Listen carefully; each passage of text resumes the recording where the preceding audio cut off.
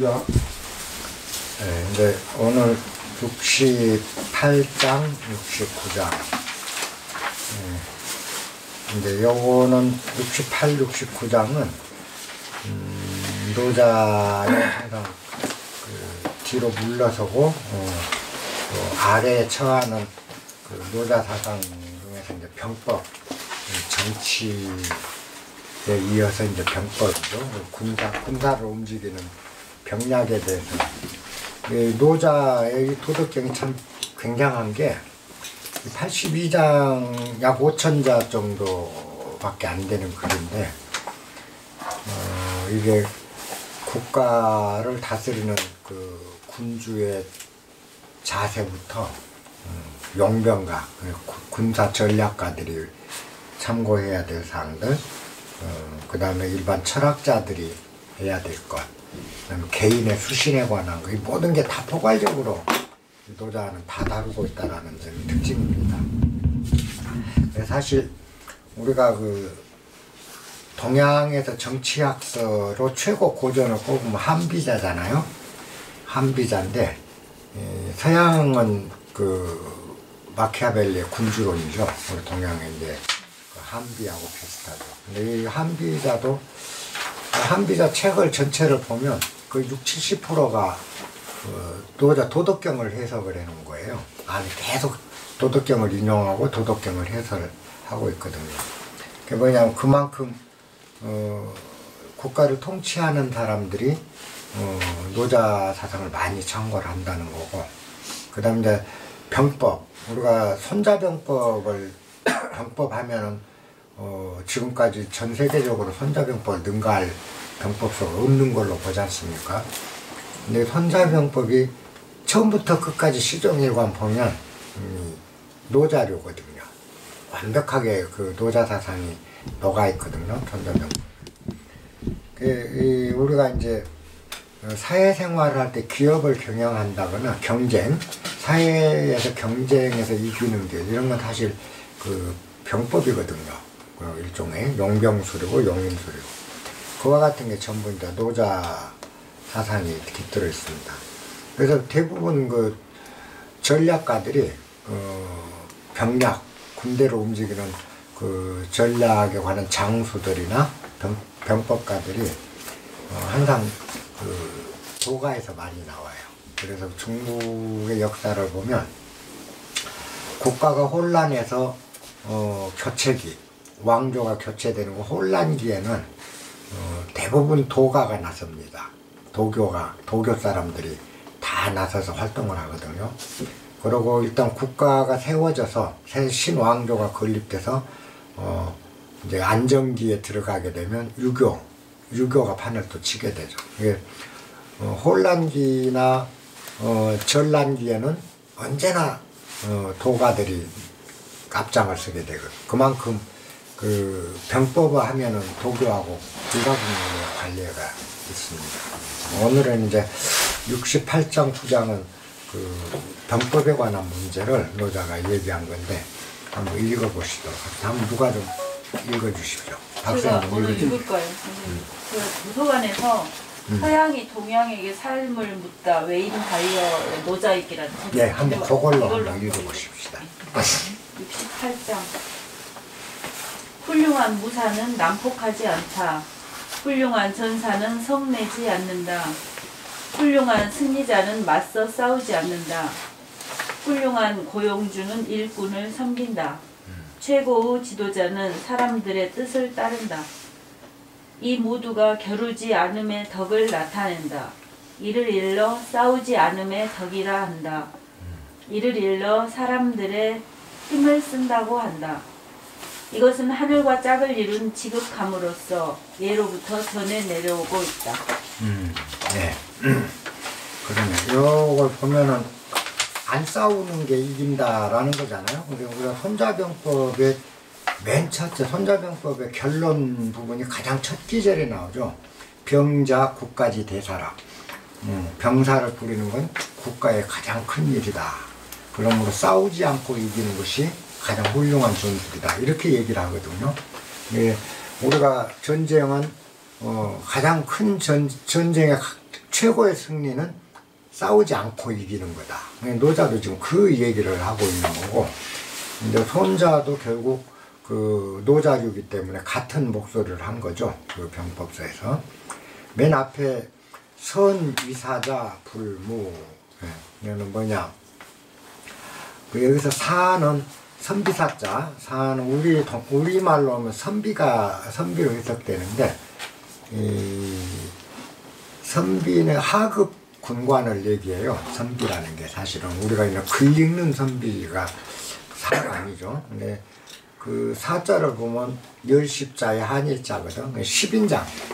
한 마을에서 5명씩 병사를 모아요.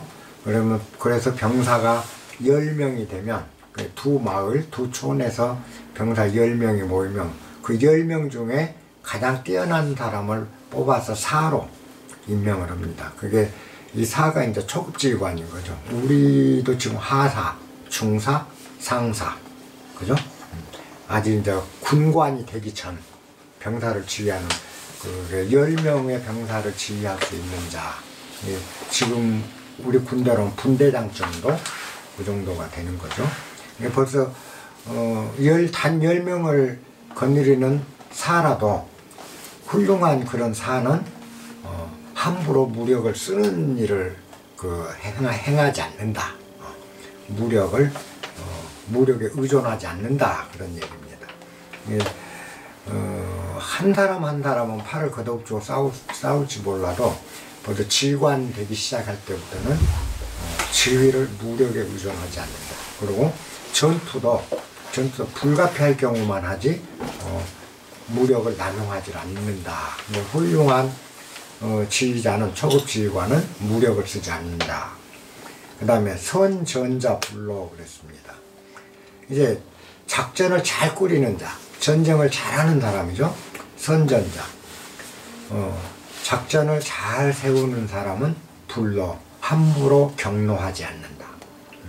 근데 여기서 이제 그 불로는 함부로 성내지 않는다라는 게 아니고, 상대방이 화나게 했을 때 내가 그 화를 내지 않는 경우를 얘기해요. 함부로 경노하지 않는다라는 건 상대가 도발해도 항상 침착한 태도를 취하는 자가 작전을 잘 꾸린다라는 거죠. 우리가 그러죠. 삼국시대에 요 비슷한 사례가 있었죠. 제갈공명이 사마이 중다라고 계속 대치 중인데, 사마이가 제갈공명이 워낙 전략에 뛰어나니까 함부로 붙어서 맨날 패배를 하니까 제갈공명이 진을 치고 아무리 도발을 해도 이 진문을 딱 닫아놓고 일체 응전을 안 하고 지키기만 하죠. 자기들 진 안에서 지키기만 한 울타리 안에서.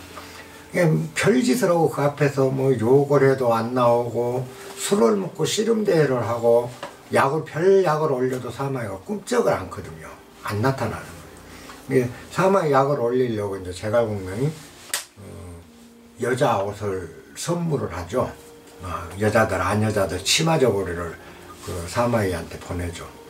그래서 그렇게는 여자애들처럼 전쟁터에 나왔고 싸우지 않을 바에는 너는 뭐 여자 알겠냐 하는 조롱의 뜻으로 이제 여자 옷을 보내죠. 그러니까 사마이 밑에 장수들이 분기해서 당장 가서 한바탕 하자고 막 난리를 칩니다. 그런데 사마이가 그러지 마라 그러면서 그 옷을 갖고 온 사자 앞에 보는 데서 그 치마 저고를 몸에 두르고 그냥 좋아서 히히덕거리는 척 하고 웃고 좋아해요. 그러면 고맙다고 그래라 가서 너 총수한테 옷 선물해서 정말 고맙다고 그래라. 그리고 일체 응대를 안 하니까 제가 맥이 풀리는 거죠. 그래도 나중에 철수를 하거든요. 도저히 전쟁이 안 되니까. 그죠?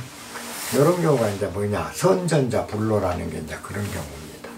정말 작전을 잘 꾸릴 수 있는 사람은 좀처럼 남의 이용당하거나 남에게 자극을 했을 때 노하지 않는다. 그런 얘기고, 성전자, 불려. 전쟁에 늘 자주 이기는, 잘 이기는 사람. 그래서 승전을 잘하는 사람은 함부로 다투지 않는다. 전투를 하지 않는다. 정말 잘 이길 수 있는 사람은 전투를 하지 않는다. 자주 가서 싸우는 사람은 어렵죠. 우리가 여러분들 그 삼국지는 꼭 보셔야 돼요. 중국 그 삼국지가 정말 중요한 것들을 많이 담습니다. 장우를 성권 오나라에서 참사를 하죠. 형주를 빼앗기 위해서. 그러했을 때 청나라에서 유비가 오나라를 정벌하기 위해서 대군을 일으키죠. 군대를 대군을 일으켜서 오나라를 쳐들어가는데 오나라가 처음에 험지에 진을 치고 계속 응전을 하는데 전투를 할 때마다 쳐요. 그래서 이름까지 밀려서 이제 거기 넘어가면 바로 오나라 건업까지 바로 이르게 돼버리는 상황이 걸린 게 되죠. 그 다급해서 육손이라는 일을 이제 사령관으로 내보냅니다. 그 육손은 장수라기보다는 서생이에요. 글 공부했던 우리로 하면 선비죠. 글 공부했던 서생인데 이 사람을 장수로 내보내는데 이 육손이 그 산의 요새에서 지키기만 할 뿐이지 죽어도 안 나가. 전쟁에 안 나가요. 끝까지 산속에 그 요새에 숨어서 그 요새를 점령하려고 하면 정말 험준한 요새니까 점령하기도 어렵고 거기서 길목만 지킬 뿐 도무지 싸우지를 않는 거죠. 그러다 보니까 시간이 몇 달 흘러버리죠. 그 자리에서. 유비 군대가 지치고 힘들고 그러다 이제 굉장히 더운 여름철이 되는 거죠. 그때까지 안 싸우는 거예요. 싸우질 않는 거예요. 육성이. 도무지 싸우지 않고 버티다가 나중에 이제 유비가 여름철 되니까 너무 더우니까 병사들이 쉴 곳을 진을 옮기죠. 좀 병사들이 시원하게 쉴 수 있도록. 어차피 전쟁은 지금 상대가 응하지를 않고 있으니까. 그래서 이제 나무 숲이 많은 나무 숲에다 진을 치죠. 진을 이제 80리에 걸쳐서 진을 쳤다. 그러니까 대군이었던 모양이에요. 나무 있는 나무꾼을 많은 그늘에다 이제 숲에다 진을 치고 병사들이 좀 시원하게 쉬게 한 거죠. 그게 뭐냐면 별짓을 해도 안 나오니까 저것들이 결국 안 나올 거라고 생각을 한 거죠. 상당히 방심한 거죠. 그랬는데 그 산에다 진을 치자마자 육손이 바로 치고 나오는 거죠. 화공. 그죠? 불을 질러버리는 거죠. 온 산에. 그래서 80리가 이름 80리가 전부 불바다 돼갖고 30만 대군이 불에 타 죽어버리거든요. 그 한 번 싸움으로 청나라 군대가 완전 전멸하고 유비는 백제성으로 물러났다가 그 충격으로 죽어버리게 되죠. 이게 여기 이제 승자, 승전을 잘할 수 있는 사람은 더불어서 싸우질 않는다. 그죠? 뒤에서 싸우는 것이지 앞에서 싸우는 게 아니라는 겁니다. 전쟁은 원래 앉아서 하는 전쟁이 진짜 전쟁이지 앞장서서 마주 붙어서 싸우는 전쟁은 전투일 뿐이지 전쟁이 안 되는 거죠. 그래서 전략과 전술이 우리가 이제 많이 구분을 합니다. 전략은 멀리 후방에 앉아서 계획을 세워서 국가 전체적인 균형을 따져가면서 하는 게 전략이고, 전술은 그때그때 상황에 맞게 전투하는 게 그 전술인데, 정말 잘 이기는 자는, 전쟁에 이기는 자는 싸우지 않는다. 이런 것들이 다 이제 그런 사람들이 이런 구절들에서 이제 그 병법을 연구를 하는 거죠. 이 노자류의 병법 내용을 귀곡자가 확립을 시키죠, 중국에서는. 그리고 귀곡자 밑에서 이제 기라성 같은 그 병법가들이 다 나오죠. 뭐 손빈, 손자병법선 손빈도 그 귀곡자 문화에서 나오고, 방연도 그렇고 다 그렇게 되죠. 자, 그래서 그 다음에 줄이 선용인자 위하. 사람을 잘 쓰는 자, 용인을 잘하는 자, 그러니까 용병을 잘하고 용인을 잘하는 사람은 위하, 아랫자리에 낮은 곳에 처한다. 이것도 사례가 있죠. 용병가 중에서 5월 전쟁에 승리해서 월왕 구천을 사로잡고 그 다음에 오나라가 나중에 초나라를 쳐들어가서 초나라 수도까지 점령하는 그 위대한 일을 해내죠. 그래서 오왕 부차를 하나의 그 패자반열에 올려놓는 사람이 있어요. 그게 누구냐? 오자서라는 그 병법가인데 이 사람이 그 아까 여기서 용인을 잘하는 사람은 늘 아랫자리에 앉아. 그 유명한 일화가 있죠. 오자서의 부하가 그 병졸이 그 다리가 골맞어요. 다리에 종기가 나서 상처를 입어갖고 이제 종기가 커지니까 골맞는데 최고 사령관 오자서가 그걸 발견하고 얘가 쩔뚝거리고 못 걸으니까 그 종기에다 입을 대고 종기를 빨아서 그 고름을 빨아내주고 해서 그 치유하는데 도움을 주거든요.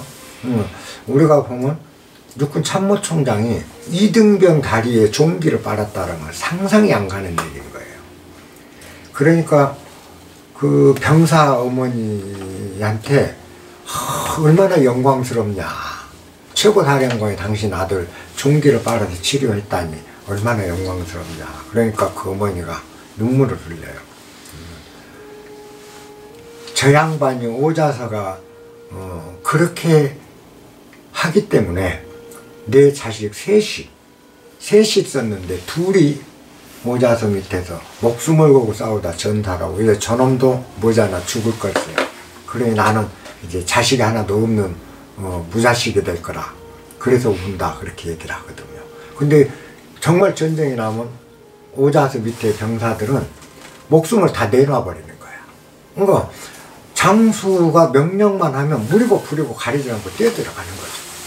그만큼 그 자신을 낮추고. 그리고 오자서는 언제나 밥을 먹어도 병사들하고 같은 식단에 같이 먹었지 자기가 장군 막사에 앉아서 혼자 밥을 먹질 않았다고 그래요. 그러니까 병사들이 장군은 보통 자기들은 그 보리밥에 정말 반찬도 빈약한 걸 갖고 장수들은 고기 반찬에 이렇게 하는데 이게 아니거든. 그때 사회상으로는 병사들로서는 정말 감동할 수밖에 없는 낮은 일을 하는 거예요. 항상 오자서. 그래서 오자서가 그렇게 위대한 일을 또 해내거든. 근데 이런 것들이 정말 용인술을 잘 하는 사람들은 자기를 아래에 둔다. 시위 부쟁지더 이것을 일러 이 시자 시는 이것입니다. 이것을 일러 부쟁지더 싸우지 않는 덕이라 한다. 정말 싸우면 그렇게 하는 거죠. 그 다음에 시위 이것을 일러 용인지려 용인을 무 사람들을 거느리는 역량이라 한다. 그러니까 이것을 일러 용인을 잘하는 역량이라고 한다. 이렇게 하는 것이 용인술의 역량이 크다라는 뜻이죠. 시위, 배천, 고, 지, 그 이것을 일러 하늘에 짝하는 게 천도와 합치돼서 옛날부터 하나의 행동, 병법가들의 행동 준칙이 되었다. 근데 이렇게 했는데 사실은 이 마지막 구절은 앞에 시위 부쟁지덕 이것을 일러서 싸우지 않는 덕이란다. 두 번째 시위 용인지려 이것을 일러 사람을 잘 다스리는 용인을 잘하는 역량이라고 한다. 그 다음에는 시위 배천지극 이렇게 되는 게 어순이 맞습니다. 그래서 고지에서 고는 끼어드는 글자로 보시는 게 좋아요. 그래서 이것을 일러 하늘에 합치되는 천도에 합치되는 행동 준칙이라 한다. 그렇게 되는 게 아마 그 문장이 매끄럽게 이어지는 문장입니다. 노자의 그 글은 보면 글자 수나 운율이 딱딱 잘 맞게 돼 있어요. 근데 이런 경우는 시위 배천 고지극 앞에서는 거의 시위 부쟁지덕, 용인지력 해놓고 배천, 고지, 극, 그건 아니거든요. 시위에 배천, 지, 극이 돼야 문장이 잘 맞는 걸로, 또 앞뒤가 통하는 문장이 됩니다. 이것을 일러 천도와 합치되는 행동 준칙이라고 부른다, 할 수 있다. 이렇게 보시면 됩니다. 그래서 이 전체적으로 이거는 우리가 많이 들었던 얘기들이고요. 싸우지 않고 이긴다는 손자병법에서 한마디로 압축을 다 해놔버린 거죠. 그죠? 그래서 성내지 않는다라든가, 또 정말 잘 이기는 사람은 붙어서 싸우질 않는다. 그리고 정말 용인을 잘하는 사람은 병사들과 함께한다. 자기 자신을 아래로, 우리가 항상 노대 하류, 아래로 처하는 역할이죠. 그래서 요와 같이 하는데, 내가 장수가 아닌데 아래로 처하면 전혀 빛이 안 나죠. 높은 자가 낮은 자리를 자처할 때 사람은 감동을 하게 되는 거죠. 그죠? 그게 이제 어떤 병약이 되는 거고. 그래서 요런 사례들, 아까 얘기했던 선위사자, 선전자, 즉 승전자, 성용인자, 이와 같은 사례는 춘추시대 전략가들, 그죠? 악비, 관중, 이런 분들, 또 나중에 후대에 와서 삼국시대 특히 전투 속에서 많은 병략가들이 똑같은 행동을 하고, 그 다음에 당나라 건국할 때 당태종 이재민 휘하했던 이제 방열령이라든가 이군집이라든가 이런 분들이 굉장히 이런 전략에 능합니다. 굉장히 능합니다. 그래서 그런 사례들은 후대에 노자 영향이 얼마나 컸는가를 알 수가 있는 거죠. 69장도 마찬가지입니다.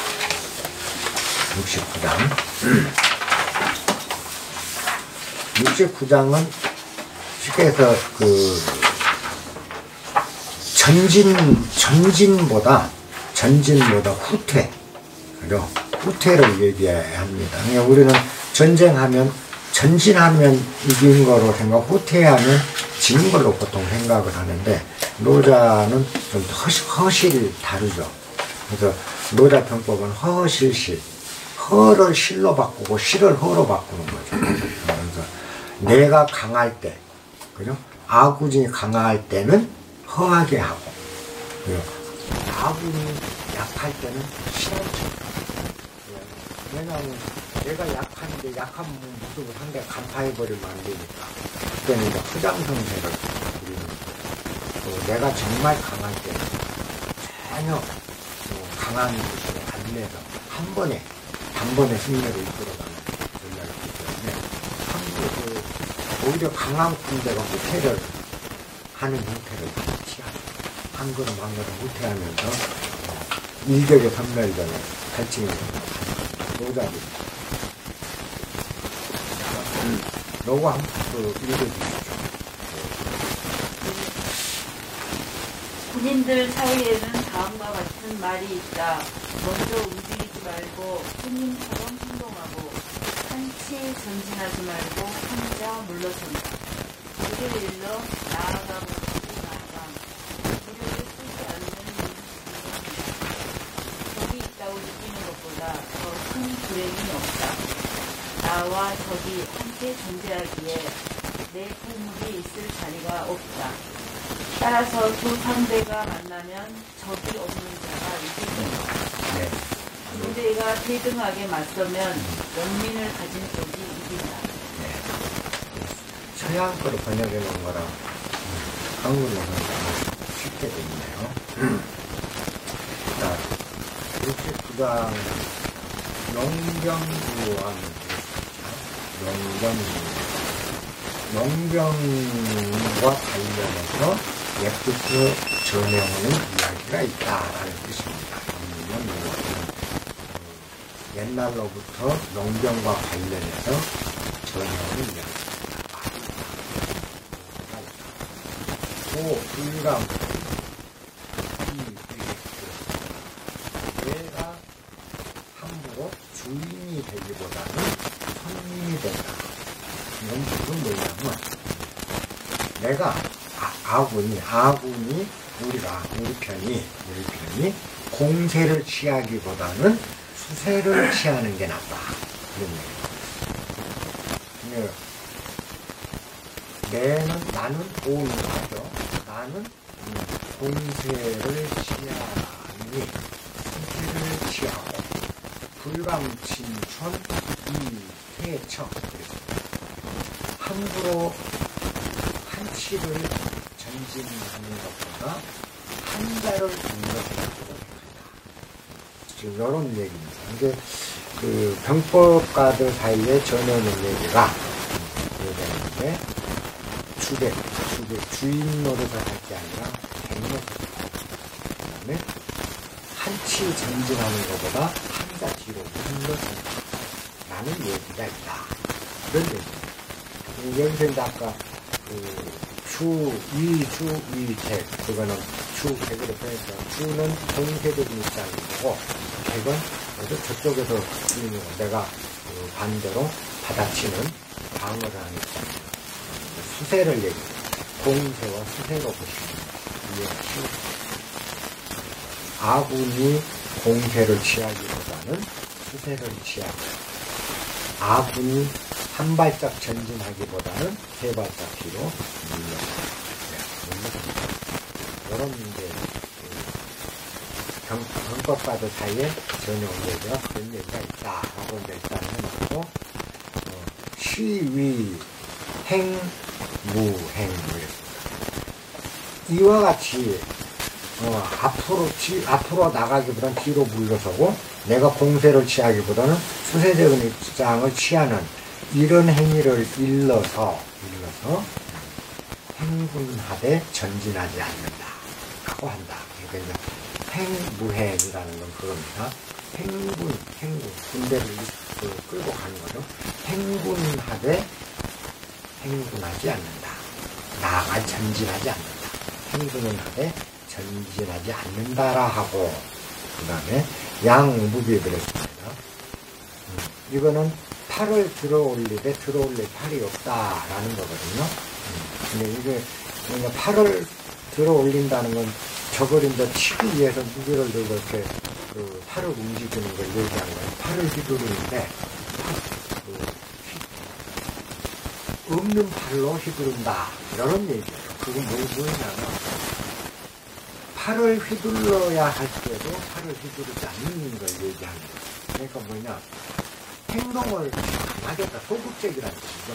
팔을 들어야 될 때 어떤 팔을 들냐? 없는 팔을 든다.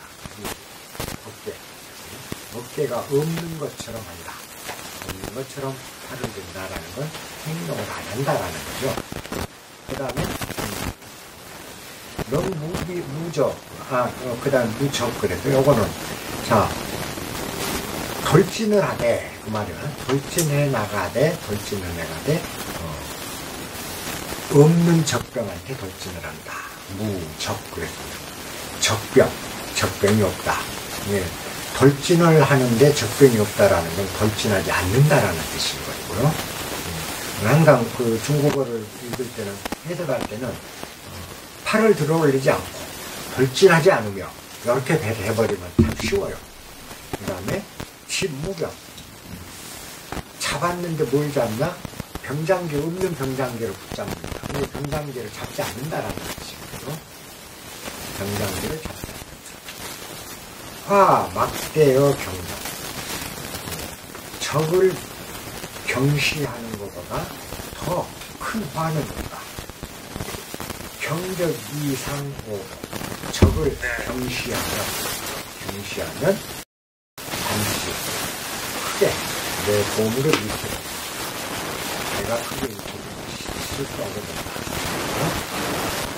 그래서 한병장이가 쌍방이 대치 중일 때, 쌍방이 대치 중일 때는 스님, 애자는 뭐냐? 슬퍼하는 거, 연묘. 사람이 죽고 이 상대가 죽든 전쟁이랑 부딪히면 누가 죽든 슬픈 일은 반드시 애사가 해요. 사람이 죽기 때문에. 그래서 전쟁은 항상 전쟁은 안 하는 게 좋아 라고 생각하는 자들이 최종적인 전쟁. 여기 대가 있어요. 우리가 어떤 전쟁은 사기를 높여서 그러니까 무조건 우리가 하는 사기를 높이는 쪽으로 얘기를 많이 합니다. 진정한 사기는 영림 속에 상대 병사의 목숨, 또 우리 병사의 목숨 얼마나 소중한지 아는 자가 아까 신중하게 군대를 움직인다. 신중하게 움직인다고 함부로 팔을 휘두르지 않고 함부로 병장들을 잡지 않고 함부로 적한테 충돌해 가지 않고 이게 앞에 양무병 그리고 양무비는 어깨 팔을 함부로 들어올리지 않고 그 다음에 영무 적한테 충진해 돌진해 가지 않는 것 그 다음에 진무병 적병을 병장기를 붙잡지 않는 것 그죠? 요 상태라는 거 그건 뭐냐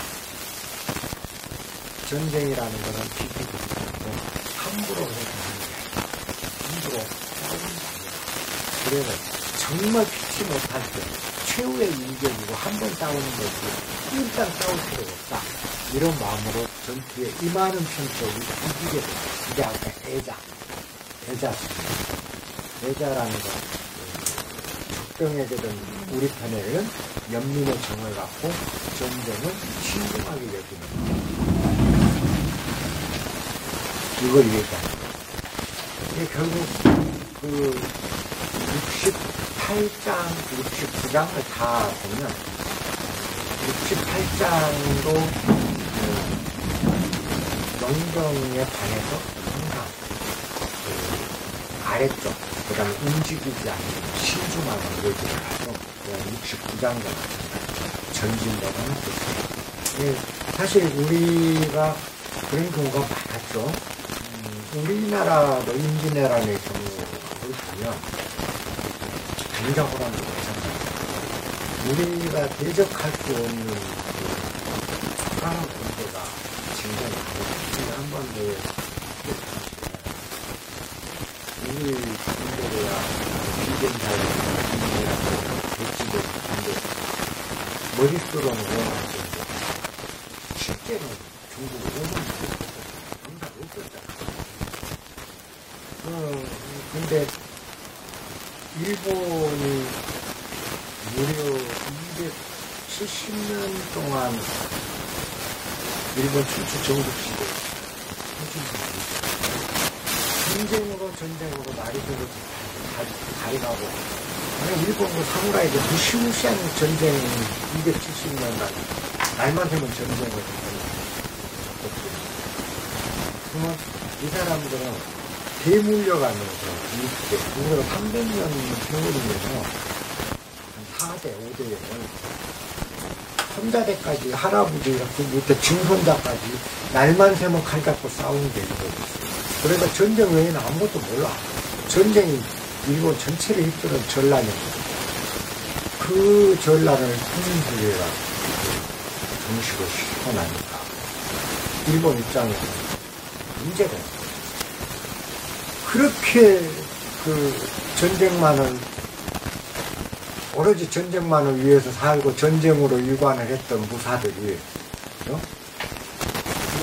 중국의 통일이 평화시대고 이 사람들이 지금 이 사람들이 거느리고 있는 영주들이 거느리고 있는 병사, 군대 어찌 처리할 것이냐 엄청난 문제가 통신설에서는 그걸 그대로 두면 지방 호족들이 그 많은 군대를 끌고 언제 또 병난을 일으킬지 어느 때 또 나라가 분할되고 쪼개질지 이래 안 돼. 그렇다면 이 군대를 없애야 됩니다. 없앨 길이 없잖아. 해산해야 한다고 해산하려면 아무도 없거든. 그러니까 뭐죠? 명나라로 치자. 명나라. 그리고 말도 안 되는 명나라로 쳐. 조선에다 길 빌려는 거 조선도 빌려줘요? 안 빌려줘요? 조선부터 치고 명나라. 그럼 뭐죠? 역사에서는 풍경대를 대망상이라고 얘기해요. 절대 저는 일본 전역을 그 전란을 종식시키고 평화를 정착시켜 줄 있었던 그 지도자가 과대망상증이 걸려도 명나라를 친다? 이건 아니라 중심적인 선택이에요, 지금. 군대를 죽여야 돼. 그리고 이거 꺾어놔야 돼. 다 사라져야 돼. 그리고 예를 들어 그때 칼을 넣어서 다 쟁기 만들고 고급 만들라고 그 무사들, 사무라이들이 따라줍니다. 지방 영주들이 따라주고. 안 하잖아요. 전남지에 호독들 연합에 가면. 그러니까 외지에다 전쟁을 일으키고 니네가 점령하면 그걸 너희 영지로 줄게. 그때는 조선 점령 헌대로 너희 영지로 줄게. 네가 점령한 건 네 영지가 된다. 그러니까 진격해라. 당신의 일본의 그 막강한 무력을 갖고 여기서 영지도 좁은 데서 예쁠 깔고 조선 먹고 명나라 먹고 거기다 너네 영지 가져가 어마어마한 국가를 주어라. 달콤한 거죠. 그렇게 해서 보낸 거죠. 그건 뭐냐. 조선에서 20만을 없앤 거예요. 근데 20만을 없애고 무수한 그 세력을 꺾고. 그럼 그뿐입니까? 여기서 없애려면 그 많은 그 영주들이 병사 20만이 왔다면은 거기에 대한 옛날 시대는 그 갑옷 같은 건 석 달에 한 번씩 새갑옷을 입히지 않는 거예요. 비 맞고 헐고 가죽이 늘어나고 그 곰팡이 쓰고 3개월에서 여름철이면 3개월 이상 갑옷을 봅니다. 갑옷 새갑옷을 해야 돼. 그 다음에 전쟁 한 번 하면 칼이 다 물들어지고 그 전란을 막 휘두르고 치고받고 했는데 칼날이 한발 총한테 다 마찬가지예요. 그러니까 엄청난 물자가 들어가요. 그래서 너 진격해. 큰 영주들한테 다 해서 진격하는 거죠. 유일하게 진격 안 했던 게 누구죠? 이해하지 않아. 누가 이해하지 심지어 그 마사문에까지도 당시에 최고 실력자인 마사문에도 통신수를 명령을 어길 수가 없어서 저를 출정했다. 그런 사람. 그러면 이제 자기 병사 죽어 엄청난 물자가 국가가 손실을 휘청거릴 정도로 하게 됩니다.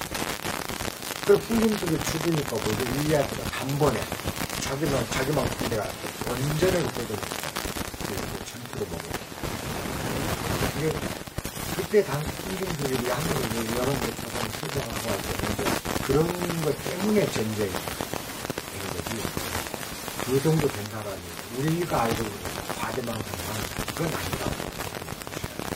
근데 한국이 5만도 안 되고 군기도 없는 이 상태에서 그 정말 단련된 전사들 20만이 밀고 들어왔다는 게임이 문제죠. 근데 이 임진왜란사에서 우리 역사가 세계사적인 측면에서 그 임진왜란 변화를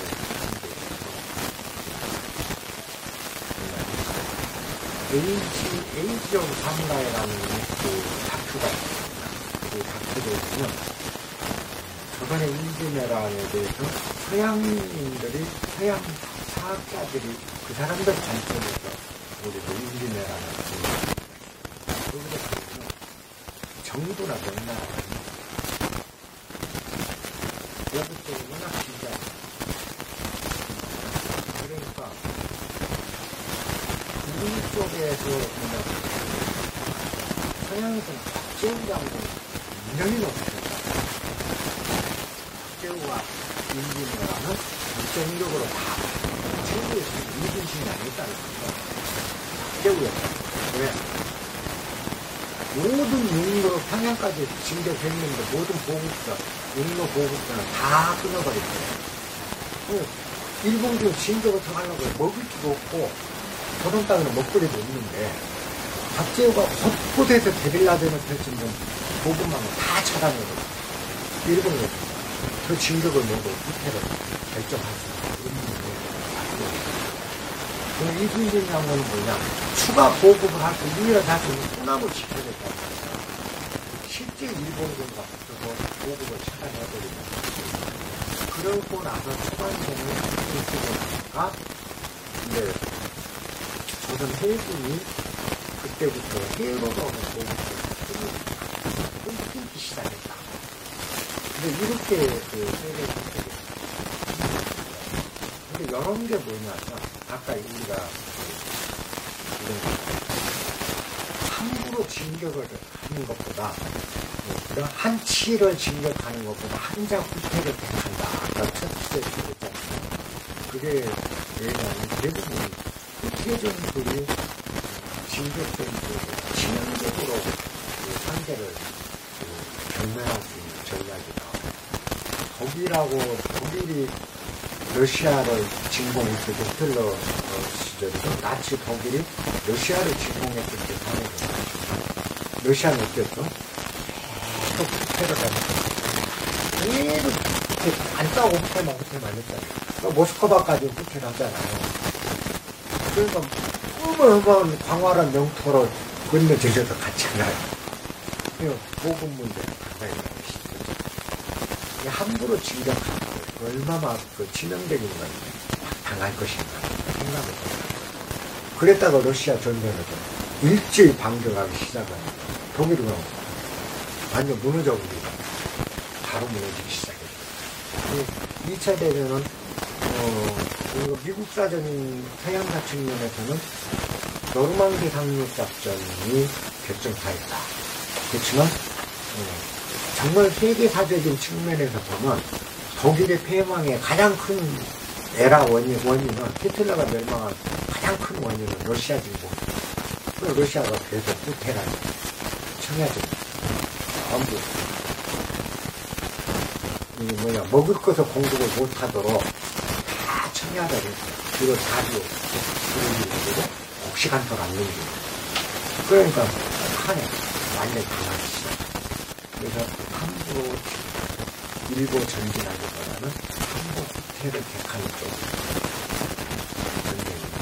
우리가 보면 진격이 승리라고 생각하고 그래도 이제 동양의 전술이 유연해지기 시작. 모자 이후에 이제는 진격만이 승리라는 개념에서 후퇴도 하나의 승리라는 개념을 잡기 시작하니까 이 전술이 엄청난 속도로 발전합니다. 그런 사례들을 우리 굉장히 여러분 그리고 항경상과 아까 맨 뒷줄에 그래서 쌍방에 서로 항전하면서 대치할 경우는 애자, 영민이 많은 쪽에 확률이 크다. 이런 경우가 이제 대치 상태에서 우리가 가져야 될 마음자세 이런 것들이 이제 후대의 전략까지 많은 참고를 하게 됩니다. 요게 이제 모자 전법사상이에요. 이 전체 사실은 앞부분들이 제가 그랬죠. 처음에 모자를 하기 전에 모자라는 책이 참 이혈령 비혈령이라 귀에 걸면 귀걸이 코고에 오면 코걸이가 되기 때문에 이거는 뭐 정치서다 뭔지다 이렇게 할 수가 없다. 모든 곳에 통용이 된다 했는데 아까 우리가 앞에 배웠던 대국자하고 큰 나라는 아래로 처한다. 큰 나라예요.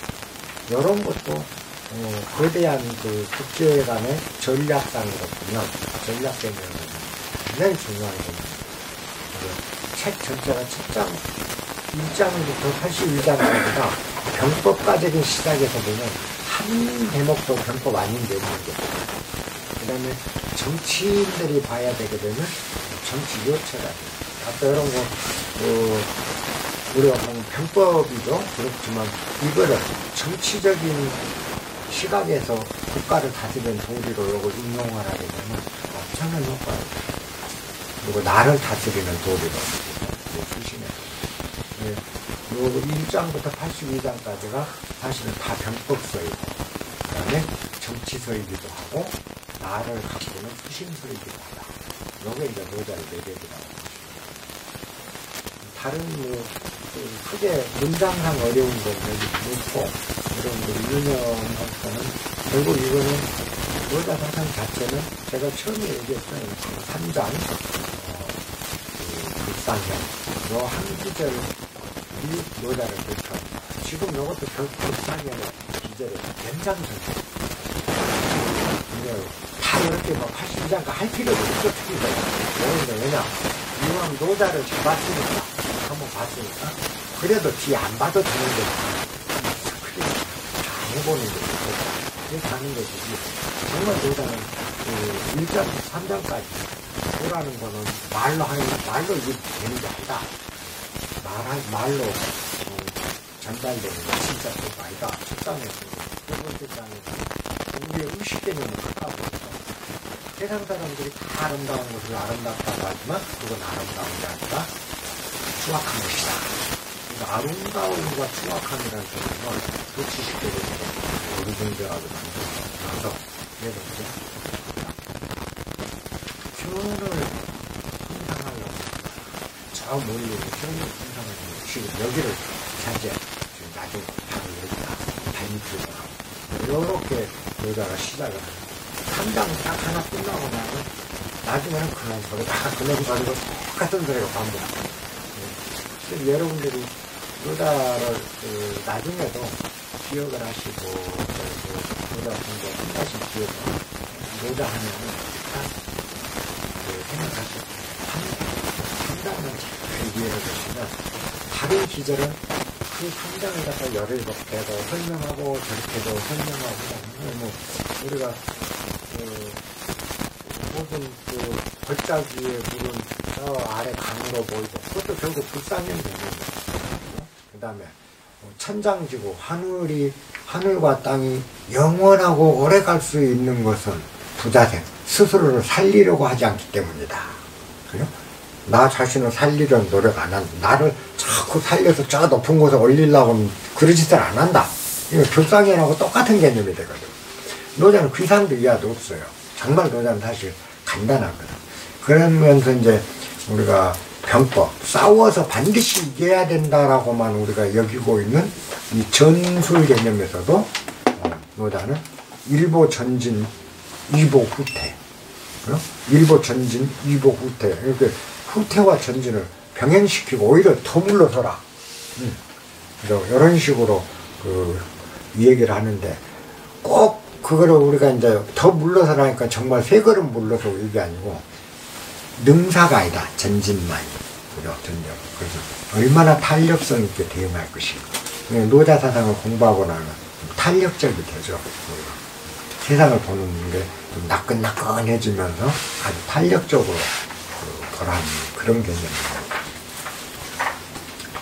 근데 거의 뭐 딱 10장 정도 그 정도 남았네요. 뭐 다른 질문 있습니까?